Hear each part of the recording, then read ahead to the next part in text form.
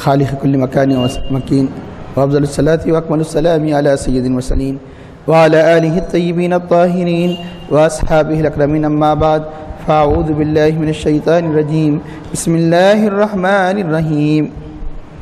إنا نحن نزلنا الذكر وإنا له لحافظون ولقد أرسلنا من قبلك في شيع الأولين أما يأتيهم من رسول إلا كانوا به يستهزئون كذلك نسلكه في قلوب المجرمين لا يؤمنون به وقد خلت سنة الأولين ولو فتحنا عليهم بابا من السماء فظلوا فيه يعرجون لقالوا إنما سكرت أبصارنا بل نحن قوم مسحورون. صدق الله العظيم. قال الله تعالى في شأن حبيبه الكريم: إن الله وملائكته يصلون على النبي يا أيها الذين آمنوا صلوا عليه وسلموا تسليما. اللهم صل على سيدنا ونبينا مولانا محمد النبي الأمي وعلى آله وصحبه وبارك وسلم. محترم بزرگان ملت و عزیز بھائیوں، ابھی سورۃ الحجر 14ویں پارے کے پہلے رکوع کی جن آخری آیات کریمہ کی تلاوت کا شرف حاصل کیا گیا ہے، ان کا ترجمہ ہے: انا نحن نزلنا الذکر، یقیناً ہم ہی نے ذکر کو نازل کیا، وَإِنَّا لَهُ لَحَافِظُونَ، اور ہم ہی اس کی حفاظت کرنے والے ہیں، وَلَقَدْ أَرْسَلْنَا مِن قَبْلِكَ فِي شِيَعِ الْأَوَّلِينَ، اور ہم نے یقیناً آپ سے پہلے اگلی جماعتوں میں رسولوں کو بھیجا ہے. وَمَا يَأْتِيهِم مِّن رَّسُولٍ، کوئی رسول نہیں آتا، إِلَّا كَانُوا بِهِ يَسْتَهْزِئُونَ، مگر وہ اس کی ہنسی اڑایا کرتے تھے، اس کا مذاق اڑایا کرتے تھے. كَذَلِكَ نَسْلُكُهُ فِي قُلُوبِ الْمُجْرِمِينَ، اسی طرح ہم اس ہنسی کو، اس گمراہی کو ان کے دلوں میں مجرمین کے دلوں میں داخل کرتے ہیں. لا یؤمنون به، وہ اس پر ایمان نہیں لائیں گے، اس ذکر پر ایمان نہیں لائیں گے. وقد خلت سنت الاولین، اگلوں کا طریقہ اسی طریقے پر رہا، ایسے ہی جاری رہا، اگلوں کی عادت بھی یہی رہی. ولو فتحنا علیہم بابا من السماء، اور اگر ہم کھول دے ان پر آسمان کے کسی دروازے کو، فظلوا فیہ یعرجون، اور اس دروازے میں مسلسل چڑھتے رہے، یعنی کھلے طور پر آسمان کا دروازہ کھول دے اور ان کو اس بات کی طاقت دے دے کہ وہ آسمان کے دروازے میں چڑھتے رہے. لقالوا، تو پھر بھی کہیں گے: انما سکرت ابصارنا، اس کے سوا نہیں، یقیناً ہمارے آنکھوں پر نظر بند کر دی گئی ہے، ہماری نظروں کو بند کر دیا گیا، یعنی نظر بندی ہم پر یعنی جاری کی گئی. ونحن قوم مسحورون، اور ہم ایسی قوم بنا دی گئی کہ جس پر سحر کر دیا گیا ہے اور ہم پر جادو کر دیا گیا ہے. ہم اس حقیقت کو نہیں مانتے، یعنی آنکھوں دیکھے، یعنی اس کو دیکھتے ہوئے بھی اسے جادو قرار رکھیں گے. محترم حاضرین کرام، اس سے پہلے یہ بتایا گیا تھا کہ کفار و مشرکین مکہ نے سرور کائنات صلی اللہ علیہ وسلم کی ہنسی مذاق اڑاتے ہوئے نعوذ باللہ آپ کو مجنون کہا، تو اللہ تعالیٰ ان کے رد میں آیات کریمہ نازل کیا. اور جس حوالے سے انہوں نے کہا کہ اے وہ شخص کہ جس پر اس ذکر نازل کیا گیا، تو گویا ایک معنی میں انہوں نے ذکر کی بھی توہین کی اور ذکر کے لانے والے نبی کی بھی توہین کی. تو اللہ تعالیٰ نے دونوں کی عظمت کو آنے والی آیات میں بیان فرمایا، اس لیے ذکر کی عظمت کو بیان کیا. یہاں ذکر سے مراد بالکل کھلے طور پر قرآن کریم ہے. یعنی اس سے پہلے بھی آیت کریمہ کی یعنی اجمالی تشریح بیان کی گئی، وقت کی کمی کی وجہ سے مکمل مضمون نہیں ہو سکا، اس لیے پھر انا نحن نزلنا الذکر دوبارہ اس کی تشریح یعنی اختصار کے ساتھ کی جا رہی ہے. تو اللہ تعالیٰ ارشاد فرماتا ہے: انا نحن نزلنا الذکر، یقیناً ہم نے ذکر نازل کیا. اتنی تاکید کے ساتھ قرآن کی عظمت کو بیان فرمایا اور اسے ذکر قرار دیا. انا، ایک تو یہ کہ اللہ تعالیٰ، انا کے معنی بے شک، یقیناً، جیسے انگلش میں سرٹینلی، شیورلی وغیرہ الفاظ استعمال کیے جاتے ہیں. اللہ تعالیٰ اپنے کلام کی ابتدا اگر انا سے بھی نہ شروع فرمایا تو پھر بھی تاکید والا ہے، پھر بھی کوئی شک و شبہ نہیں. اللہ تعالیٰ کا ارشاد ہے: ذالک الکتاب لا ریب فیہ، یہ وہ کتاب ہے جس میں کوئی شک و شبہ نہیں. مزید اللہ تعالیٰ کسی آیت میں انا فرما دے، یعنی یقیناً فرما دے، تو اور مزید اس کی یعنی عظمت دوبالا ہو جاتی ہے، اس کی اہمیت بڑھ جاتی ہے. تو اللہ تعالیٰ انا کے ساتھ اس کلام کی ابتدا فرمائی اپنے کلام کی عظمت کو بیان کرنے کے لیے. نمبر 2، انا کے بعد مزید اور تاکید پیدا کرنے کے لیے اللہ نے نحنو فرمایا۔ عربی زبان کا طریقہ یہ ہے کہ ورب کے ساتھ پروناؤن لانے کی ضرورت نہیں۔ اردو میں ہم، میں وغیرہ الگ سے کہنا پڑے گا، انگلش میں وی یو الگ سے کہنا پڑے گا۔ عربی میں ورب کی خاصیت یہ ہے کہ میں ہم خود ورب کے اندر رہتا ہے، الگ سے میں ہم بولنے کی ضرورت نہیں ہے۔ جو میں ہم الگ سے کہا جاتا ہے، جس کو پروناؤن ضمیر کہا جاتا ہے، تو غیر معمولی تاکید سمجھی جاتی ہے۔ مثال کے طور پر سمجھنے کے لیے آسان طریقہ، اللہ نے جب لیلۃ القدر کا ذکر فرمایا تو کیا فرمایا؟ انا انزلناہ فی لیلۃ القدر، انا انزلناہ فرمایا، بیچ میں کوئی چیز نہیں ہے۔ یہاں کیا انا انزلناہ نہیں فرمایا، انا نحن انزلنا الذکر، تو مطلب ہے کہ نحنو کا لفظ لایا گیا بیچ میں۔ نحنو کی اگر سخت ضرورت ہوتی تو انا انزلناہ میں بھی ضرورت پڑتی۔ انا انزلناہ فی لیلۃ القدر مشہور آیت ہے، آپ جانتے ہیں، وہاں انا کے درمیان، انا انزلنا کے درمیان کسی چیز کی ضرورت نہیں ہے۔ یہاں پر انا انزلنا کے درمیان اور ایک بات ہے، ہم تو آ ہی جا رہا ہے، مزید اللہ تعالیٰ اس کو تاکید پیدا کرنے کے لیے، اس کی عظمت کو بیان کرنے کے لیے نحنو فرمایا ہے۔ ہم نے ہی اس کو نازل کیا۔ ذکر کو ذکر کیوں کہا جاتا ہے؟ گزشتہ ہی بیان کیا گیا، ذکر تو جب کوئی چیز مطلق کہی جاتی ہے تو اعلیٰ و اکمل یعنی چیز مراد لی جاتی ہے۔ ذکر تو بہت سے ہیں، دنیا میں آپ اپنے دوست احباب کا ذکر کرتے ہیں، دنیا میں ماضی کے قصوں کا ذکر کرتے ہیں، آنے والی باتوں کا ذکر کرتے ہیں، یعنی مطلب کہ ایسا ہوگا وغیرہ وغیرہ قیامت میں۔ لیکن سارے ذکروں میں سب سے اعلیٰ ذکر جو ذکر کرنے کے لائق ہے، جو بار بار جس کا ذکر کیا جائے، جو عظمت والا ہے، وہ ذکر وہ اللہ کا کلام ہے، اس لیے اللہ نے ذکر قرار دیا۔ قرآن کریم کے کئی نام بیان کیے گئے، ان میں سے ایک نام کیا ہے؟ ذکر۔ مطلب یہ کہ کثرت سے اگر یعنی جس کا ذکر کیا جائے، جس کا ذکر کیا جاتا ہے، اور قابل ذکر اگر کوئی چیز ہے، اگر آپ ذکر کرنا چاہتے ہیں تو ذکر تو بہت سے کر سکتے ہیں آپ، لیکن یہ کہ قابل ذکر اگر کوئی ذکر ہے تو کس کا ذکر ہے؟ وہ کلام اللہ کا ذکر ہے، اس لیے اللہ نے ذکر فرمایا، اور ہم ہی اس کی حفاظت کرنے والے ہیں۔ اور ایک تفسیر یہ بیان کی گئی، یہ تو مشہور معروف تفسیر ہے، سب جانتے ہیں، ایک نہیں دو نہیں، کئی مفسرین کرام نے یہاں یہ بھی بیان فرمایا، ذکر سے مراد اللہ کے نبی کی ذات بھی ہو سکتی ہے۔ ذکر سے مراد تو قرآن ہے ہی، ایک یعنی یہ قرآن کریم کی خصوصیت ہے کہ ایک لفظ کے ذریعے سے کئی معنی کی طرف اشارہ ملتا ہے۔ یہ جامع یعنی انتہائی یعنی یہ اعلیٰ عرفہ کلام ہونے کی وجہ سے، یہ خالق کا کلام ہے کہ مخلوق کے یعنی کلام میں بعض وقت ایسی باتیں ہو جاتی ہے کہ ایک چیز دو تین چیز کی طرف اشارے ہو جاتے ہیں، یہ تو خالق کا کلام ہے۔ تو ذکر سے مراد نبی کی ذات کو، نبی کو ہم ہی نے بھیجا، اور اب نبی کی حفاظت ہم ہی کرنے والے ہیں۔ آپ کہیں گے یہ تو بات سمجھ میں آنے والی نہیں، نبی کو ذکر کیسے کہتے ہیں؟ اگر ہے یہ ہم کہے تو دلیل کی ضرورت ہے، ہم کہے تو بغیر قرآن حدیث سے دلیل کے یعنی ہم جو چاہے نہیں کہہ سکتے ہیں۔ جب قرآن کہہ رہا ہے تو آپ کسی صورت میں آپ کو کسی دلیل کی ضرورت باقی نہیں ہے، قرآن کہہ رہا ہے۔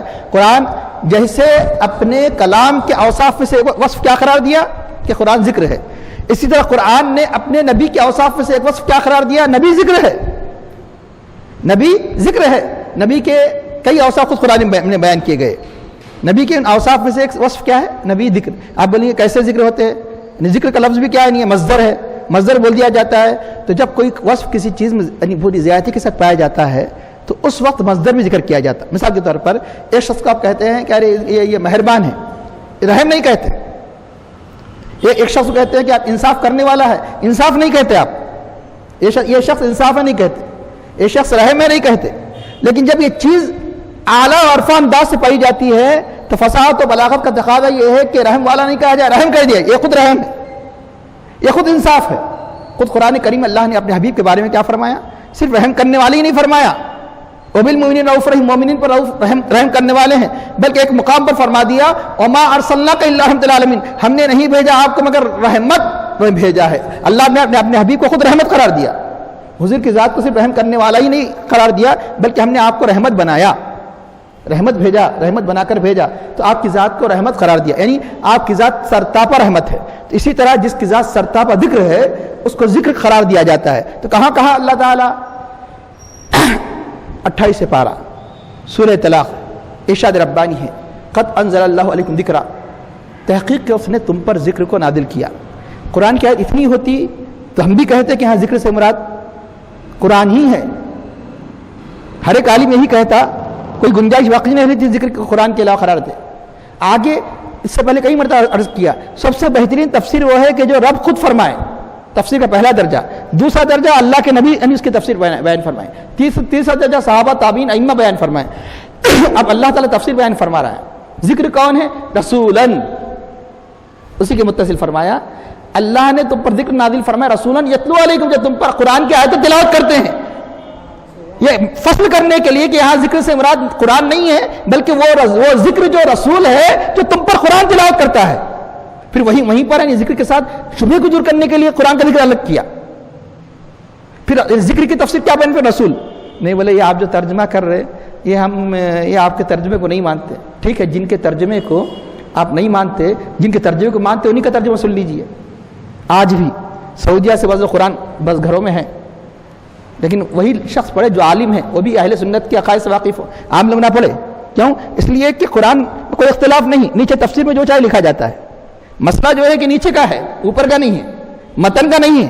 متن میں اختلاف ایک لفظ ایک حرف کا بھی کر دے تو کافر ہو جائے. اختلاف تو نیچے کا ہوتا ہے. تو اب اس لیے میں ترجمہ کس کا سنا رہا ہوں دیکھ سکتے ہیں. آج بھی بعض اس محل میں بھی بعض گھر مل جائیں گے جہاں قرآن ملے گا. شاہ فہد قرآن کریم پرنٹنگ پریس آپ کو لکھا رہے گا اوپر. ابھی بھی سعودیہ سے جو حاجی آتے ہیں یہی قرآن دی جاتی ہے. شاہ فہد قرآن کریم پرنٹنگ پریس سے نکلا ہوا ترجمہ. اللہ نے تم پر ذکر کو نازل کیا، اور ہم تو صرف تفسیر میں لکھتے، انہیں وضاحت کرنے کے لیے براکٹ میں یعنی بھی لکھے، یعنی تاکہ یعنی مطلب کوئی معنی دوسرا نہ لے. یعنی رسول، یہ یعنی براکٹ میں خاص میں یعنی بھی ہے وہاں. یعنی کس کو نازل کیا؟ رسول کو نازل کیا. رسول کو، وہ رسول جو جن کا نام ذکر ہے. یہ دیکھ لیجئے شاہ فہد قرآن کریم پرنٹنگ پریس. یعنی مطلب یہ ایسا ترجمہ ہے جس کا انکار وہ بھی نہیں کر سکتے. تو بات طے ہو گئی کہ ذکر سے مراد قرآن کریم بھی ہے، ذکر سے مراد رسول بھی ہے. تو یاد رکھنا اللہ نے دو ہی، تو حفاظت کی بات تو اب آگے آنے والی ہے. ذکر کیوں قرار دیا گیا نبی کو بتانے کے لیے. اگر کوئی قابل ذکر دنیا میں تو دو ہی ہے، ایک تو کلام اللہ، ایک دوسرا رسول اللہ. جس کا ذکر کرنے کے لائق ہے، تم اللہ کے مقرب بننا چاہتے ہو تو دو ہی کا ذکر کرو. ایک ذکر ہے کلام اللہ کا ذکر کرو، ایک دوسرا ذکر کس کا کرو؟ رسول اللہ کا ذکر کرو. اللہ کے مقرب بننا چاہتے ہیں اس لیے ذکر قرار دیا. اور ایک اہم بات عرض کروں، اللہ نے اپنے حبیب پاک صلی اللہ علیہ وسلم کے بارے میں فرمایا وَرَفَعْنَا لَكَ ذِكْرَكَ، ہم نے آپ کے لیے آپ کے ذکر کو بلند کیا. ہم نے آپ کے لیے آپ کے ذکر کو بلند کیا. کیسے بلند کیا؟ جا بجا قرآن میں بلند کیا، جا اذانوں میں بلند کیا، ممبروں میں بلند کیا، مساجد میں بلند کیا. یہاں تک کہ نماز اللہ کے لیے پڑھی جاتی ہے، غیر اللہ کے لیے نہیں. غیر اللہ کے لیے نماز پڑھنا کفر، خدا کے لیے کسی کے لیے سجدہ کرنا کفر. لیکن نماز میں بھی ذکر اللہ نے بلند کیا. کس طرح؟ نبی پر درود و سلام کے ذریعے.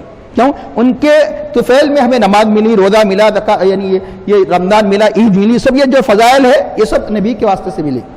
اس لیے تم ان کو فراموش نہیں کر سکتے. اس لیے نماز تو رب کے لیے پڑھی جاتی ہے، لیکن یاد کرنا نبی کو یاد کرنا پڑے گا، ذکر کرنا پڑے گا. ان کے ذکر کے بغیر تمہاری نماز مکمل نہیں، اس لیے وہ ذکر ہے. ان کے ذکر کے بغیر تمہاری اذان نہیں، ان کے ذکر کے بغیر تمہارا خطبہ نہیں، ان کے ذکر کے بغیر تمہاری قبر کی زندگی نہیں. وہاں ان کا جب تک تم پہچانت نہیں ہوگی، جب تک تم ان کے مطلب یہ کہ ان کی شناسائی کا جب تک تم اعتراف نہیں کریں گے تو تمہاری اس ذکر کے بغیر تمہاری نجات نہیں. وہ ذکر تو ہمیشہ ہی ہے. اب رہا ایک اہم بات، کیوں آپ کی ذات کو ذکر کیوں قرار دیا گیا؟ بطور معنی کی زیادتی کے اس کی وجہ ہے آپ کسی کا ذکر کرتے ہیں. کیا ذکر کرتے؟ کسی کا بھی ذکر کرتے ہیں نا، ایک بڑی شخصیت کا ذکر کرتے، گریٹ پرسن کا، اس کے فضائل کا کرتے ہیں، اس کی علم و عمل کا کرتے ہیں، اس کی فضیلت، اس کے اخلاق، اس کے کردار، علم و عمل کا ذکر کرتے ہیں. یہی تو کرتے ہیں نا کہ وہ اتنے علم والا ہے، اتنے عمل والا ہے، اتنے کردار والا ہے. ایسی کوئی شخصیت بتا دو دنیا میں نہ صرف اس کے فضائل کا ذکر کیا جائے، نہ صرف اس کے مطلب ہے کہ اخلاق کا ذکر کیا جائے، کہیں اس کے پسینے کا ذکر کیا جاتا ہے، کسی کے اخلاق کا ذکر کیا جاتا ہے، کہ اس کے بالوں کا ذکر کیا جاتا ہے، کہ اس کے حسن، یہ ساری کی ساری بال ہے، پسینے، ان کا بال کیسے تھے، ان کے پسینے کی آگ کی کیفیت کیسی تھی، ان کا لعاب دہن کیسا تھا، اس کا ذکر کیا جاتا. بڑے بڑے لوگوں کا ذکر کرتے ہیں، ان کا لعاب کا ذکر نہیں کیا جاتا، ان کے بالوں کا ذکر نہیں کیا جاتا، ان کے پسینے کا ذکر نہیں کیا جاتا. ارے وہ ذات ہے کہ جن کے کمالات تو کمالات، ان کے سر سے لے کر قدم تک کے ہر عضو کا بھی ذکر کیا جاتا ہے. ان کے قدم مبارک ایسے تھے، ان کے بال مبارک ایسے تھے، ان کے جسم سے ایسے خوشبو آیا کرتی تھی، ان کی آنکھیں ایسے تھی، ان کے دست مبارک ایسے تھے. تو یہ اگر واقعی کوئی قابل ذکر ہے تو آپ کی ذات، اس لیے آپ کو ذکر قرار دیا گیا. قد انزل اللہ الیک ذکر. اب آگے چل کے دونوں تفاسیر کے اعتبار سے ہم ہی اس کی بات کرنے والے ہیں. قرآن کو ذکر قرار دیا جائے تو بھی اللہ نے اس کی حفاظت کا وعدہ فرمایا اور حفاظت ہو رہی ہے، اور اگر نبی کی حفاظت کا وعدہ کیا گیا تو وہ بھی صحیح ہے. وہ کیسے؟ قرآن کریم میں آپ کو دو ہی باتیں ایسے ملے گی کہ اللہ نے اس کی حفاظت کا ذمہ اللہ نے اس کی حفاظت کا ذمہ خود لیا. ایک تو یہ توریت کا ذمہ نہیں لیا گیا، انجیل کا ذمہ نہیں لیا گیا، اور کسی کلام الہی کا ذمہ نہیں لیا گیا. کیوں نہیں لیا گیا؟ اس سے پہلے بتایا گیا کہ وہ جتنے یعنی اللہ نے آسمانی کتابیں نازل کی وہ ایک قوم کے لیے ایک مخصوص پیریڈ زمانے کے لیے، جیسے بنی اسرائیل کے لیے، قوم نوح کے لیے، قوم سمود کے لیے، قوم یعنی حضرت سیدنا ابراہیم صلی اللہ علیہ وسلم کی قوم کے لیے، ہر جتنی کتابیں جتنی صحیفے نازل کیے گئے ہمیشہ کے لیے نہیں نازل کی گئے، ایک مخصوص قوم مخصوص جماعت کے لیے. اس لیے ایک قوم کا ایک کتاب کی حفاظت آسان تھی. ایک قوم ایک کتاب کی حفاظت کر سکتی ہے، ایک مخصوص زمانے کی حد تک اس کی حفاظت ہو سکتی ہے. لیکن کئی قومیں، کئی نسلیں اور کئی صدیوں تک ایک کتاب کی حفاظت نہیں کر سکتی تھی. اس لیے اللہ کا وعدہ کیا ہے؟ لا یکلف اللہ نفسا الا وسعها. اللہ تعالیٰ کسی ذات کو اس کی وسعت سے بڑھ کر تکلیف نہیں دیتا. اس لیے اللہ تعالیٰ تمہارے ساتھ آسانی چاہتا ہے، اللہ تعالیٰ تمہارے ساتھ سختی نہیں چاہتا، تو اللہ نے خود اس کا ذمہ لے لیا. اس لیے اور ایک دوسری بات یہ، جتنی کتابیں آئی اس کے بعد دوسری کتاب آنے والی تھی، اس لیے حفاظت کا ذمہ نہیں لیا. کیوں؟ اس میں کوئی گڑبڑی ہوگی تو توریت بتا دے گی، توریت میں کوئی اگر تحریف ہوگی تو زبور بتا دے گی، زبور میں کوئی تحریف ہوگی انجیل بتا سکتی ہے، انجیل میں کوئی تحریف ہوگی تو قرآن بتائے گا. قرآن نے بتایا کہ دیکھو یہودیوں نے تحریف کیا، انجیل نے تحریف کیا، لیکن قرآن میں تحریف ہوگی کوئی بتانے والا نہیں، کیونکہ اس کتاب کے بعد اور کوئی کتاب آنے والی نہیں، اس نبی کے بعد کوئی نبی آنے والا نہیں. قیامت تک کے لیے کتاب ہے، قیامت تک کے لیے ہمیشہ کے لیے رسول ہے. اس لیے اس کی حفاظت کا ذمہ خود لیا ہم اس کا. بلکہ دوسری کتاب میں صاف کہہ دیا گیا، انا انزلنا التوراۃ فیہا ھدی والنور، آگے چل کے بما استحفظوا من کتاب اللہ، ان سے اللہ کی کتاب کی حفاظت کو طلب کیا گیا. یہ قرآن کی آیت ہے، یہ کتاب نازل کر کے بولا کہ تم حفاظت کرو. اللہ کا فضل ہے کہ ہم سے نہیں کہا تم حفاظت کرو، ہاں لے رہا حفاظت امت سے، لیکن ذمہ خود لے کر. اب کیسی حفاظت کی گئی؟ آپ بولیں گے قرآن کی حفاظت کی ہے تو صحابہ کو جمع کرنے کی کیا ضرورت تھی؟ پرنٹنگ پریس میں لکھنے کی کیا ضرورت ہے؟ یاد رکھیے کہ سارے کاموں کا خالق و فاعل تو اللہ تعالیٰ ہی ہے، لیکن یہ اسباب کچھ بھی ہو سکتے ہیں، عالم اسباب ہے، یہ اسباب ہے. تم نہیں کریں گے تو دوسری قوم کو پیدا کرے گا اللہ تعالیٰ. تم اگر ایک کام نہیں کریں گے تو دوسری قوم کو پیدا کرے گا. تو اسباب کی دنیا میں سارے کام کی تدبیر کرنے والا اللہ تعالیٰ ہے. قرآن میں کیا کہا؟ اس کے باوجود والمدبرات امرا، ان فرشتوں کی قسم جو معاملے کی تدبیر کرتے ہیں، کرنے والا حقیقی یعنی وہی ہے، اس کے حکم کے بغیر کچھ نہیں کر سکتا. لیکن اسباب کیا ہے؟ فرشتے یعنی اسباب بنائے گئے، پانی برسانا، پیغام لانا، عذاب نازل کرنا وغیرہ وغیرہ، اور موت وفات دینا. قل یتوفاکم ملک الموت، ملک الموت تمہیں وفات دیتے ہیں. تدبیر کرنے والا وہی ہے، اس کے بغیر ملک الموت کسی کی روح قبض نہیں کرتے. اسی طرح یعنی اللہ نے اس امت سے اس کی حفاظت کا کام لیا. کیسے لیا؟ حافظوں سے اس کا کام لیا. حافظوں میں سے نہیں کہ حافظ نہیں کہے کہ ہم ہی یعنی ذریعہ بنے. سن لیجیے اچھی طرح، آپ اکثر یہ تفاسیر سنتے ہیں، حفاظ کے ذریعے قرآن کی حفاظت کی گئی. قرآن کریم کی ہر چیز کی حفاظت کے لیے جماعت کو پیدا کیا. قرآن کے کلمات کی حفاظت کے لیے حفاظ پیدا کیے. اور اللہ کے نبی کس حرف کو کیسے ادا فرمایا؟ کسی کتاب کو جب نازل کیا گیا تو اس کی ادائیگی کو محفوظ نہیں کیا گیا. حضرت جبرائیل صلی اللہ کے پاس جب لے کر آئے تو اللہ کے نبی نے کس طرح پڑھا، ہا کیسا پڑھا، صاد کیسا پڑھا، سین کیسا پڑھا آپ اللہ کے نبی صلی اللہ علیہ وسلم نے. اور ایک نون کے بعد یومن آ گیا تو کیسا آپ نے ادا کیا، اور نون کے بعد با گیا تو کیسا ادا کیا. یعنی جس کو آپ تجوید کہتے ہیں، اللہ کے حبیب صلی اللہ علیہ وسلم کی ادائیگی کی بھی حفاظت کی گئی. کس کے ذریعے سے؟ قرآن کے ذریعے سے کی گئی. قارئین کے ذریعے سے کس کی حفاظت کی گئی؟ قرآن کے، جس کو انگلش میں کہتے ہیں کہ فونیٹکس. تو فونیٹکس کی بھی حفاظت کی گئی. کس کے ذریعے سے؟ قرآن کے ذریعے سے. الفاظ کی حفاظت کی گئی. کس کے ذریعے سے؟ حفاظ کے ذریعے سے. الفاظ ہوتے لیکن معنی بدل سکتے. یہودی نے معنی بدل دیا، لفظ ہے معنی بدل دیا، مطلب بدل دیا، اس کا مطلب یہ ہے، اس کا مطلب یہ ہے. تو اس کے لیے صرف حافظ ہے، حافظ صرف یہ غلطی کرے تو بتا سکتا، لیکن معنی غلط بتائے تو حافظ نہیں بتا سکتا. معنی غلط بیان کیا جائے، تفسیر غلط بیان کی جائے، حافظ نہیں بتا سکتا. اس لیے اس کی معنی کی حفاظت کے لیے علماء کو پیدا فرمایا، علماء کے ذریعے سے معنی کی حفاظت کی گئی. پھر علم بھی بہت یعنی وسیع ہے. اب دیکھیے ڈاکٹری کتنا وسیع ہے کہ سر کا ڈاکٹر الگ، ہاتھوں کا ڈاکٹر الگ، جوڑوں کا ڈاکٹر الگ، یا آنکھوں کا ڈاکٹر الگ، یعنی ہر ایک اسپیشلسٹ ہے. تو انہیں مطلب ہے کہ کوئی تفسیر، کوئی حدیث فقہ. اس لیے اب اس کے بعد اللہ نے خصوصی جماعت پیدا کیا مفسرین کرام کی، جو قرآن کی معنی کی حفاظت کرتے ہیں. تو اب قرآن کا ظاہر بھی ہے، قرآن کا باطن بھی ہے. ظاہر کی حفاظت کی اللہ تعالیٰ علماء ربانی کو پیدا کیا، باطن کی حفاظت کے لیے اللہ نے اولیاء کو پیدا فرمایا، اس کے باطنی اسرار بیان کرتے ہیں. تو قرآن کریم کی ہر چیز کی حفاظت کی. پھر اس کے معنی بھی مطالب بھی ہے. ایک عالم ایک مفسر یہ ضروری نہیں ہے کہ احکام بیان کر دے، یعنی مطلب وراثت کے احکام بیان نہیں کر سکتا تفصیلی ہر عالم، پڑھتا ضرور ہے، پریکٹس میں نہیں رہتی ہے. اس کے لیے وراثت کے احکام اور طلاق کے احکام، بہت سے احکام، تو اللہ نے اس کی حفاظت کے لیے فقہا کو پیدا فرمایا. قرآن کریم کے مسائل کی حفاظت کے لیے فقہا پیدا ہوئے، یعنی اس کے معانی مطالب کے لیے مفسرین پیدا ہوئے. اس طرح ہر ایک ایک جماعت سے اس کی حفاظت فرمائی. یہ ہے قرآن، یعنی قرآن کریم کا معجزہ. تو ہم ہی اس کی حفاظت کریں. تو میں عرض کر رہا تھا قرآن کی حفاظت کا ذمہ لیا. دوسرا، جب ذکر کو نبی کی صفت قرار دی جائے، ان کی حفاظت کا ذمہ کہاں ہے؟ اللہ تعالیٰ قرآن کریم فرماتا ہے واللہ یعصمک من الناس. یہ قرآن کریم کی آیت ہے.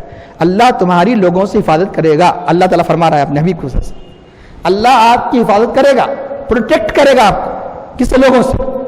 ظاہری زندگی پروٹیکٹ یعنی ہے کہ کوئی آپ کو قتل نہیں کر سکے گا، گرچہ کہ آپ کا مرتبہ شہادت سے اعلیٰ عرفہ ہوگا، آپ کو کوئی کافر قتل نہیں کر سکے گا، ایک حفاظت. دوسرا ہے کہ آپ کے پردہ فرمانے کے بعد بھی آپ کی عظمت کو کوئی مٹا نہیں سکے گا. جیسے قرآن کی عظمت کو کوئی نہیں مٹا سکتا. اگر نبی کے خلاف کوئی کہہ دیا تو فوراً جماعت کھڑے ہو جائے گی اور آپ کی مداوت کرے گی اور عظمت کو پھیلائے گی. آپ نے دیکھا کہ نبی کی جب نعوذ باللہ کے مذاق اڑایا گیا کارٹون کے ذریعے، تو اس سے پہلے کبھی اتنا قرآن نہیں پڑھا گیا جتنا امریکہ میں اس کے بعد قرآن پڑھا گیا. اتنے کثرت سے لوگ ایمان لانے لگے. کیوں؟ جب نبی کے خلاف کہا گیا تو اللہ ایسے لوگوں کو پیدا کرے گا ان کی حفاظت اور ہوگی. کیسے؟ قرآن کی جیسی حفاظت کی. جہاں قرآن میں کوئی تبدیلی کی، انٹرنیٹ کے ذریعے قرآن کی بات تحریف کرنے کی کوشش کی لیکن ناکام ہو گئے. کیوں؟ چھوٹا چھوٹا بچہ بھی ہے کیا بولتے ہیں کہہ سکتا ہے کہ غلط ہے. ایک واقعہ آپ کے سامنے سناؤں کیسے اللہ نے حفاظت فرمائی قرآن کی نبی کی. مامون جو ہارون رشید کا بیٹا تھا، بہت مشہور ذی اثر تھا، اور اس کے زمانے میں بہت سے علمی کام ہوئے. ایک علمی اس نے کمیٹی بنائی تھی. تو ایک مرتبہ اس کی جماعت میں یعنی بہت سے مسائل پر ریسرچ ہو رہا تھا. ایک یہودی کو دیکھا کہ بہت عقل مند ہے، تو اس نے دیکھا کہ اگر مجھے اپنے محکمے میں اس کو لے لوں تو بہت سے کام اس سے لے سکتا ہوں. لیکن تھا یہودی، ڈر یہ تھا کہ کوئی نہ کوئی اس میں گڑبڑی کر دے. اس لیے اس کو بلائے، کہا تم اسلام لا لے تو میں تم کو بہت بڑا عہدہ دوں گا. ایک بادشاہ جب کہہ دے تو یقیناً لوگ عہدوں کو ترستے ہیں. تو بولا نہیں ہو سکتا، لیکن بات تو سخت مذہب پر سخت رہتے ہیں اپنی مذہب کے بارے میں، نہیں ہو سکتا. پھر ایک سال کے بعد آیا. پھر وہ ممکن ہے وہ سالانہ ایک میٹنگ تھی. پھر جب وہ یہودی آیا، اب یہودی نہیں رہا، وہ مسلمان ہو گیا. حیران ہو گیا کہ جس کو میں رشوت اور لالچ دے کر جس اسلام کی طرف راغب ہو رہا تھا، یا کچھ سے کیسے مسلمان ہو گیا. مسلمان ہو گیا، اب تقریر اسلام کے بارے عظمت کے بارے میں کر رہا ہے. تنہائی بلایا، بات کیا ہے؟ میں نے تجھے تو کہا تھا گزشتہ کہ تو نہیں مانا. بات یہ ہے کہ آپ کے پاس میں گیا، جانے کے بعد میں نے تجربے کے لیے، ایکسپیرینس کے لیے پہلے توریت میں تبدیلیاں کر دی. جو سب پہلے سے تبدیلی تھی مزید تبدیلیاں کر دی. جو پہلے تبدیلی جانتے تھے وہ جو چلی آ رہی تھی تولیت، جو تولیت جب وہ موجود تھی اس نے تبدیلیاں کر کے خوشنما انداز سے اس کو چھپا کر، اس کو لکھا کر میں نے توریت کے بڑے بڑے چند پادریوں کو دے دیا. وہ خوشی سے لے لیا، پڑھنے لگے. پھر اس کا کیا کیا؟ انجیل میں تبدیل کی. تبدیلی کر میں نے یعنی عیسائیوں کے راہبوں کو دے دیا، وہ بھی خوشی سے پڑھنے لگے اس کو. پھر قرآن میں تبدیلی کر کے دیا. چند دن بھی نہیں گزرے وہ غصے کے ساتھ پورے کے پورے جن کو دیا کہنے لگا کہ تیری یہ قرآن تو لے لے، اس میں پورا تحریف ہے، اس میں واپس کر دیا. مجھے یقین ہو گیا کہ اللہ نے صحیح فرمایا کہ ہم نے اس ذکر کو نازل کیا اور ہم ہی اس کی حفاظت کرنے والے ہیں. اور وہ خوشی سے پڑھ رہے ہوں، ان کو شعور ہی نہیں ہے. کتنی تبدیلیاں ہو گئی. پہلے تبدیلی، پھر تبدیلی. اگر آپ ابھی بھی کوئی تبدیلی کر دیے تو کوئی ان کو حرج نہیں ہے، پتہ بھی نہیں چلتا. یہ عالم ہے ان کا. تو یہ اس طرح اللہ نے اس کی حفاظت کا ذمہ لیا، یعنی نبی کی عظمت کی حفاظت کا ذمہ لیا کیونکہ عظمت کو نہیں پڑھا سکتا. اور قرآن کریم کی مطلب ہے کہ اس کے یعنی الفاظ، حروف وغیرہ کا ذمہ لیا. اس طرح بہت سے واقعات حفاظت کے کہ انشاءاللہ تعالی مختلف اوقات میں جہاں قرآن کے کریم کا ذکر آئے گا انشاءاللہ آپ کو اس کو سنیں گے. ارشاد ہوتا ہے کہ اِنَّا نَحْنُ نَزَّلْنَا الذِّكْرَ وَإِنَّا لَهُ لَحَافِظُونَ وَلَقَدْ أَرْسَلْنَا مِنْ قَبْلِكَ فِي الشِّيَعِ الْأَوَّلِينَ. اب اللہ کے نبی کو تسلی دی جا رہی ہے اس عظیم قرآن کے واسطے سے جو آپ کی یہ مذاق اڑاتے ہیں، تو آپ اس سے رنجیدہ مت ہوئیے. اس سے پہلے بھی ایسا ہی ہوتا رہا کہ جتنے اہل حق آئے ان کا مذاق اڑایا گیا. ارشاد ربانی ہے ہم نے آپ سے پہلے بھی مختلف گزشتہ جماعتوں میں رسولوں کو بھیجا. کیا کیا؟ کوئی رسول نہیں آتا مگر اس کا مذاق اڑایا کرتے تھے. کوئی رسول نہیں آتا مگر اس کا مذاق اڑایا کرتے تھے. یعنی اللہ تعالیٰ اپنے حبیب کی تسلی فرما رہا ہے یہ جو مذاق اڑا رہے ہیں یہ آپ کے ساتھ ہی نہیں ہوا، ایسا ہر زمانے میں ہوا، مذاق اڑایا گیا. یہاں تک کہ نبی کا انکار تو انکار، اللہ کا انکار کیا جا رہا ہے. لیکن اللہ تعالیٰ تو حضرت موسیٰ علیہ السلام نے ایک مرتبہ اللہ کی بارگاہ میں عرض کیا، اے اللہ اتنے لوگ میرا مذاق اڑاتے ہیں، اتنے لوگ میری تکذیب کرتے ہیں، اتنے لوگ میری گستاخی کرتے ہیں، ان کے منہوں کو بند کر دے میرے حق میں، یہ میرے حق میں کوئی خلاف نہ کہے، میرے حق میں کوئی خلاف نہ کہے، گستاخی نہ کرے۔ تو اللہ نے وہی نازل کی، اے موسیٰ تم سے بڑھ کر میرے خلاف کہنے والے، اللہ کو بیٹا ہے کہنا ہے، خلاف کہنا ہے، یہ اللہ کو یعنی بھی یہ کہنا خلاف ہے، تم سے بڑھ کر میرے خلاف کہنے والے دنیا میں بڑی تعداد میں موجود ہیں، میں نے ان کے منہ کو بند نہیں کیا تو تمہارے منہ کو کیسے بند کروں گا؟ یہ آزمائش ہے۔ اللہ نے خود اعلان فرمایا خلق الموت والحیات لیبلوکم، موت کو پیدا کیا، زندگی کو پیدا کیا، کس لیے؟ تاکہ تمہیں آزمائے۔ یہ زندگی خود آزمائش کے لیے ہے کہ خیر و شر یہ اللہ کا جو پیدا کی سے مصلحت ہے۔ کیوں؟ جب تک کہ خیر کے ساتھ شر نہیں ہوگا تو خیر نہیں سمجھ میں آتا ہے، جب تک کہ یعنی دن کے ساتھ رات نہیں ہوتی دن نہیں سمجھ میں آتا، دن ہی دن رہتا تو دن کی اہمیت سمجھ میں نہیں آتی، دن کے ساتھ رات کو بنایا گیا تاکہ اہمیت کو سمجھ میں آئے۔ تو ہر چیز کے ساتھ ضد کو پیدا کیا تاکہ پتہ چلے کہ اس کی حقیقت کیا ہے۔ اگر ضد پیدا نہیں ہوتی تو حقیقت کا پتہ نہیں چلتا۔ اس لیے عربی کا محاورہ ہے الاشیاء تتبین بازدادها، کسی بھی چیز کی حقیقت اس کے ضد سے، اس کے اپوزٹ سے پہچانی جاتی ہے۔ اپوزٹ چیز کوئی چیز نہیں ہوتی تو آپ کو اس کی حقیقت کا پتہ نہیں چلتا، اہمیت کا پتہ نہیں چلتا۔ اس لیے بتایا گیا کہ ہر زمانے میں، لیکن فرق یہ ہے جو شر کو اختیار کرنے والے ہیں ان کے لیے جہنم ہے، جو خیر کو اختیار کرنے والے ہیں ان کے لیے جنت ہے۔ بلکہ جس کا جتنا مذاق اڑایا جاتا ہے اتنا ہی اللہ تعالیٰ اس کے صبر پر اس کے درجات کو بڑھایا جاتا ہے۔ یہاں تک کہ بتایا گیا آر دلانے والے، مذاق اڑانے والے، یہ تو انبیاء کا معاملہ ہے۔ انبیاء کا مذاق کفر ہے، مسلمانوں کا مذاق یہ گناہ کبیرہ ہے۔ مسلمانوں کو آر دلانا، ان کا مذاق اڑانا گناہ ہے۔ کیوں؟ قرآن کریم میں آیا یا ایھا الذین آمنوا لا یسخر قوم من قوم عسى ان یکونوا خیرا منهم ولا نساء من نساء عسى ان یکن خیرا منهن۔ اے ایمان والو، کوئی قوم کسی قوم کا مذاق نہ اڑائے، مسخرہ بنا نہ کرے۔ اردو کا لفظ اس سے نکلا لا یسخر، مسخرہ بنا کرنا۔ خاص طور پر آج کل کے نوجوانوں کو بھی آیت بار بار پڑھنے کی ضرورت ہے کہ کوئی قوم کسی قوم کا مذاق نہ اڑائے، اور نہ کوئی عورتوں میں بھی عادت ہوتی ہے، ہر جگہ عورت کا ذکر نہیں کیا، یہاں کیوں کیا؟ عورتوں میں ہیبٹ خاص طور پہ ہوتی ہے، اور کوئی عورت کسی عورت کا مذاق نہ اڑائے۔ ہو سکتا ہے کہ جن کا مذاق اڑایا جا رہا ہے ان سے بہتر ہے، ہو سکتا ہے کہ جن کا مذاق اڑایا جا رہا ہے، اکثر ہوتا ہے کہ جن کا مذاق اڑایا جاتا ہے بھولے والے ہوتے ہیں، ان کے گناہ کم ہوتے ہیں، مذاق اڑانے والے گناہ زیادہ ہوتے ہیں، ان سے بہتر ہوتے ہیں۔ ہو سکتا ہے کہ ان سے بہتر ہو، تو اس کا آگے چل کے اللہ تعالیٰ فرماتا ہے کہ تم ان کے برے نام سے مت پکارو، ان کے برے نام رکھ ہی دیے جاتے ہیں مستقل طور پہ، جو ان کے برے ناموں سے مت پکارو۔ تو اب مانی مذاق کے بارے میں اگر کوئی کسی کو آر دلائے تو ایسا تھا، تو ایسا ہے، تو فلاں ہے، تو ایک روایت میں آتا ہے وہ اس وقت تک نہیں مرے گا جب تک کہ وہ خود عیب اپنی ذات میں نہ دیکھ لے۔ اگر جس کو آپ برا سمجھ رہے ہیں نا، آپ چاہتے ہیں کہ وہ اپنے اندر ہو، نہیں چاہتے تو کسی کا مذاق مت اڑاؤ۔ کیوں؟ اللہ تعالیٰ مرنے سے پہلے وہ تمہارے اندر پیدا کر دے گا، تمہارے اندر وہ عیب پیدا کر دے گا جو عیب تم مذاق اڑا رہے تھے۔ دنیا میں دیکھا گیا کہ لوگ کہتے ہیں کہ کل تک مذاق اڑا رہا تھا، آج خود وہ اس میں مبتلا ہے۔ اس لیے آر دلانا، مذاق اڑانا یہ مسلمانوں کے ساتھ گناہ کبیرہ ہے، تو نبی کے ساتھ تو یہ کفر ہے۔ تو یہ مذاق تو اللہ تعالیٰ فرماتا ہے کہ ایسا ہوتا رہا، لیکن اپنے نبی کو تسلی دے رہا ہے۔ اب اس سے رنجیدہ مت ہو جائیے کہ اس کا ارشاد ہوتا ہے کہ وَلَقَدْ أَرْسَلْنَا مِن قَبْلِكَ فِي الْأَوَّلِينَ وَمَا يَأْتِيهِم مِّن رَّسُولٍ إِلَّا كَانُوا يَسْتَهْزِئُونَ۔ پھر اللہ تعالیٰ کیوں نہیں روکتا؟ بلکہ اگر کوئی اصرار کرتا ہے، اگر وہ توبہ نہیں کرتا، لاکھ سمجھانے کے بعد بھی اڑے رہتا ہے، تو اللہ تعالیٰ سزا کے طور پر مزید گمراہی کی اس کے دل میں پیش کر دیتا ہے، اس کا ذکر فرما رہا ہے۔ اسی طرح ہم گمراہی کو داخل کر دیتے ہیں مجرمین کے دلوں میں۔ آپ بولیں گے کہ مجرمین کے دلوں میں جب اللہ نے گمراہی خود داخل کر دیا، ان کا کیا قصور؟ یہ عذاب کے طور پر داخل کیا جاتا ہے، پہلے تو بتایا جاتا ہے، مختلف عبرتیں سب سے گزارا جاتا ہے، پھر بھی نہیں مانتے تو اللہ عذاب کے طور پر ان کے دلوں میں مہر لگا دیتا ہے۔ یہ مہر لگانا کس لیے ہے؟ مہر لگانے کی وجہ سے وہ بے ایمان نہیں ہوئے، بلکہ مسلسل ان کی بے ایمانی اور کفر کی وجہ سے مہر لگائی گئی، یہ عذاب کے طور پر لگا دی جاتی ہے۔ اسی طرح یہ اس کفر کو، اسی طرح اس گمراہی کو ہم ان کے دلوں، مجرمین کے دلوں میں داخل کر دیتے ہیں کہ انہیں ایمان کی توفیق نہیں دی جاتی۔ کیوں؟ سزا کے طور پر۔ کذالک سلکناہ فی قلوب المجرمین لا یؤمنون بہ، وہ ایمان نہیں لاتے اس پر، وہ ایمان نہیں لائیں گے اس پر کہ وقد خلت سنت الاولین، اگلوں کی عادت بھی یہی رہی، اگلے لوگ بھی جب زیادہ سے زیادہ حد درجے انبیاء کا مذاق اڑانے پر مصر رہے، ان کے دلوں پر مہر لگا دی گئی، ان کے دلوں میں کفر و ضلالت کو ڈال دیا گیا تاکہ اور وہ سزا کے مستحق ہو جائے۔ اس کے بعد ان کی ہر درمی، ان کے کفر، ان کی سختی کا عالم یہ ہے، اللہ تعالیٰ اس کی مثال دے کر بیان فرما رہا ہے۔ انہوں نے کیا کہا تھا؟ آپ کے ساتھ فرشتے کیوں نہیں اترتے؟ ارے فرشتے تو اترنے کی تو دور کی بات ہے، اگر ان کو بھی فرشتوں کی طرح آسمان میں چڑھا دیا جاتا، آسمان کے دروازے کھل جاتے، یہ خود بخود اڑ کر فرشتوں کی طرح آسمان میں اڑتے، تو پھر بھی ایمان نہیں لائیں گے۔ اس لیے فرشتے نازل نہیں کر رہے ہیں. ہمارا قانون یہ ہے کہ جب فرشتے آتے ہیں کسی یعنی کافروں کے مطالبے پر عذابی کے لیے آتے ہیں، لیکن ہم نہیں چاہتے کہ اس قوم کو تباہ برباد کر دے. کیوں؟ اس میں آگے چل کے کچھ ایمان لانے والے ہیں، کیونکہ یہ کس نبی کی امت ہے؟ رحمت اللہ علیہ صلی اللہ علیہ وسلم کی امت ہے. اللہ نے اعلان فرمایا ما قال اللہ لیعذبهم وانت فیہم، اللہ ان کو عذاب نہیں دے گا جبکہ آپ ان میں جلوہ فرما ہے.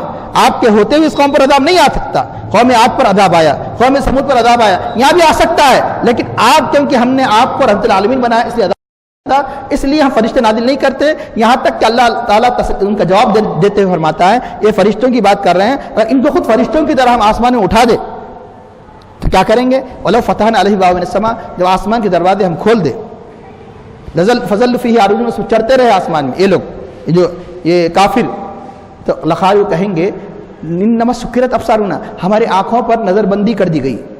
یعنی مطلب یہ کہ جادو کے ذریعے سے یعنی ہماری آنکھوں پر پردہ ڈال دیا گیا.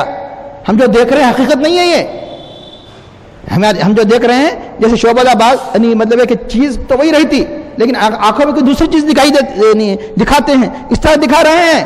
بلکہ یہ کہیں گے کہ ہم ایسی قوم پر جادو کر دیا گیا. یہ قرآن نعوذ باللہ جادو ہے، یہ نبی یعنی وہ جادوگر ہے، یہ جادو کر لے کر آئے.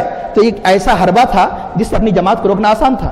جب جماعت یعنی مطلب ہے کہ اس سے متاثر ہو جائے تو متاثر ہونے لگی، یہ کہہ دیا جائے جادو ہے. یار جادو ہے تو سب کچھ ہو سکتا ہے، لیکن معلوم ہونا چاہیے جادو کی بھی حد ہوا کرتی ہے. جادو کی بھی حد ہوا کرتی ہے. اس لیے یہی وجہ ہے کہ موسیٰ علیہ السلام پر اگر یعنی مطلب جادو کہہ کر ٹال دینا یعنی اتنا آسان نہیں ہے. ایسی بات ہوتی تو سب سے پہلے ایمان لانے والے ہزاروں کی تعداد میں جادوگر نہیں ہوتے. نبی کے معجزے میں اور جادوگروں کی جادوگری میں بہت بڑا فرق ہوا کرتا ہے.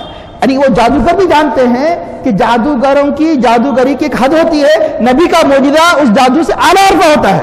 اس لیے ایمان لانے والے عام لوگ جو فرعون کے ساتھ اتنے ایمان نہیں لائے جتنا کہ جادوگر ایمان لے آئے. ہزاروں کی تعداد میں ایمان لانے والی جماعت کون تھی؟ جادوگر. قرآن کریم کہا گیا جادوگر سب دیں گے کہ پہلے نہیں لانے، پہلے تو نہیں وہ لوگ نہیں لانا تھا. کیوں؟ کرشمے وغیرہ وغیرہ یہ ساری چیزیں تو ان کا کچھ ویلیو نہیں ہے کیونکہ وہ خود نہیں ہے، شعبے بتانے والے ہیں، کرتب بتانے والے. کیوں؟ وہ جانتے ہیں جادو کی بھی ایک حد ہوتی ہے. کہ فرعون کے جادوگروں نے یہ سوچا کہ جادوگری کتنا بھی دنیا کا بڑا جادوگر ہے ایک رسی کو تو سانپ بنا دے سکتا ہے بظاہر دیکھنے میں، لیکن ایسا اژدہا نہیں بنا سکتا جو سانپوں کو کھا لے. اتنا بڑا اژدہا نہیں بنا سکتا جو سانپوں کو کھا لے. اب اللہ کے نبی کے یعنی مطلب ہے کہ معجزے کی شان جو جادوگروں سے اگر واقعی یہ جادوگر نہیں تھے عرب، یہ فصیح بلیغ تھے. اس لیے قرآن ان سے کیا مطالبہ کیا کہ لاؤ ایسا کلام، نہیں لا سکے، لاؤ ایک ایسا کلام ایسا بنا لاؤ. تو اب یہ اس لیے اب محض جھوٹ محض حسد و اناد سے انہوں نے جادو کا نام دے دیا.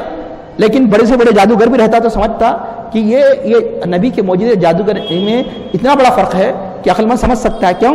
اس لیے کہ یہ بات طے ہے جادوگری کی جادوگری کا اثر زمین پر ہو سکتا ہے، زمین کے اوپر زمین کے اوپر رہنے والے، لیکن جادوگری کی جادو کا اثر آسمان میں نہیں ہو سکتا. کوئی جادوگر ستاروں کو تبدیل نہیں کر سکتا، کوئی جادوگر چاند کے ٹکڑے نہیں کر سکتا. یہ وہ نبی ہے کہ اگر آپ انگلی سے اشارہ کر دے تو چاند کے 2 ٹکڑے ہو جائے، پلٹا ڈوبا سورج پلٹ آ جائے. اس لیے یقینی بات ہے کہ جادو نہیں ہے معجزہ ہے، یہ جادو نہیں ہے معجزہ ہے. کیوں؟ اس لیے کہ اگر جادوگر ہوتے تو ان کا اثر آسمانوں پر نہیں ہوتا، ان کا اثر چاند پر نہیں ہوتا، ان کا اثر نہیں مطلب ہے کہ سورج پر نہیں ہوتا. تو لیکن یہ اتنے ہٹ درم ہے کہ محض حسد و اناد سے باوجود کے نبی کی حقیقت کو جانتے ہوئے حسد و اناد سے اس کو جادو کا نام دیتے تھے. یہ کہتے تھے کہ ہماری آنکھوں پر نظر بندی کر دی گئی. تو اللہ تعالیٰ اس کی سختی سے تصدیق کر رہا ہے کہ دیکھو کہ یہ راستے پہ آنے والے نہیں. کیونکہ بعض لوگ ایسے بھی ہوتے ہیں کہ جن کے دلوں میں تھوڑی سمجھ و فہم ہوتی ہے وہ تو مان لیتے ہیں، لیکن جن کے دلوں پر مہر بندی کر دی جاتی ہے یعنی جن کے دل سخت ہوتے ہیں وہ کسی صورت میں ماننے والے نہیں. اس لیے اللہ کے نبی کو تسلی دی گئی ہے کہ آپ ان کے تعین کی وجہ سے اب رنجیدہ مت ہوئی ہے. بلکہ قرآن کریم میں اللہ نے ارشاد فرمایا ایک شخص نے آپ کو یعنی ایک تانا لگایا، مجنون کہا. قرآن نے اللہ نے اس کی تقریباً یعنی 10 برائیاں بیان کی. ولید بن وغیرہ مشہور معروف، اکثر آپ تقاریر میں سنتے ہیں کہ سورہ نون سورہ قلم میں اللہ نے بیان فرمایا نون والقلم وما یسطرون، قلم کی قسم اور ان کی قسم جو فرشتے لکھتے ہیں. نون والقلم وما یسطرون ما انت بنعمت ربک بمجنون، آپ اپنے رب کی نعمت سے مجنون نہیں ہیں. کیوں فرما رہا؟ ان کی تردید کرتے ہوئے آپ اپنے رب کی نعمت سے مجنون نہیں ہیں. آگے چل کے فرماتا ہے انک لعلی خلق عظیم، بے شک آپ اخلاق کے عظیم درجے پر فائز ہے. اتنے عظیم اخلاق کے درجے پر فائز ہونے والے کے عقل میں معمولی سا بھی جنون کا آپ یعنی شک و شبہ بھی نہیں کر سکتے. اس کے بعد جس نے آپ کو تہمت لگائی مجنون کی، اس کی 10 برائیاں بیان کی گئی. کس میں؟ اسی صورت میں مسلسل لین سے اللہ تعالیٰ یہ جھوٹا ہے، یا ایسا ہے، تانا باز ہے. آگے چل کے یہ آخر میں بتایا گیا ہے کہ ولد الزنا ہے. اتلم بعد ذلک ذنیم، یعنی ایک نبی پر تہمت لگائی گئی تو اللہ نے اتنا جواب دیا. اور یہاں ایک اہم نقطہ عرض کر کے رخصت ہوتا ہوں. دیکھیے اللہ کے حبیب کے اوپر جو تہمت لگائی گئی، جو گستاخی کی گئی، اس کے لیے قسم جو ارشاد فرمائی گئی وہ غور طلب ہے. یہ اس سورہ کا نام کیا ہے؟ سورہ قلم ہے نا. سورہ برا ملک کے بعد نون والقلم. قلم کون سا قلم؟ یہ قلم نہیں جو سارے کے سارے کائنات کی تقدیروں کو لکھ دیا، لوح محفوظ کا قلم، جس کے اندر اللہ نے ساری تقدیروں کو اللہ نے لکھ دیا. اس قلم کے ذریعے جس کو قلم کہا جاتا ہے کہ نون والقلم وما یسطرون. اور لکھنے والے کون ہیں؟ لکھانے والا اللہ تعالیٰ ہے، حکم اللہ تعالیٰ کا، لکھنے والے فرشتے. قلم کی قسم اور ان کی قسم کے جو لکھتے ہیں. اس کے بعد کس کو بیان کیا گیا؟ نبی کی عظمت کو. نبی کی عظمت سے پہلے جو نبی پر جو دل کو تکلیف پہنچائی گئی اس کی تردید کر کے نبی کے اوصاف کو بیان کیا گیا. پھر گستاخیوں کا پردہ کیا گیا اور اس کی مذمت کو بیان کیا گیا تقریباً. تو قسم جو قلم کی کیوں کھائی گئی؟ قلم کا کام کیا ہے؟ لکھنا ہے نا. قلم لکھتا ہے، ایک جو ارادہ کرتا ہے اس کے ہاتھ میں لکھتا ہے اشارہ کرنے کے لیے. ابھی آپ سن چکے کہ اگر واقعی کسی کا ذکر لائق ذکر ہے تو قرآن ہے اور نبی ہے. کثرت سے اگر آپ ذکر کرنا چاہتے تو کس کا ذکر کرو؟ قرآن کا ذکر کرو، نبی کا ذکر کرو. یہ بتانے کے لیے قلم نے لوح محفوظ میں جو کچھ لکھا، بہت کچھ لکھا. میں لوح محفوظ میں کیوں ساری تقدیریں لکھ دیا نا. کیا کیا نہیں لکھا قلم نے؟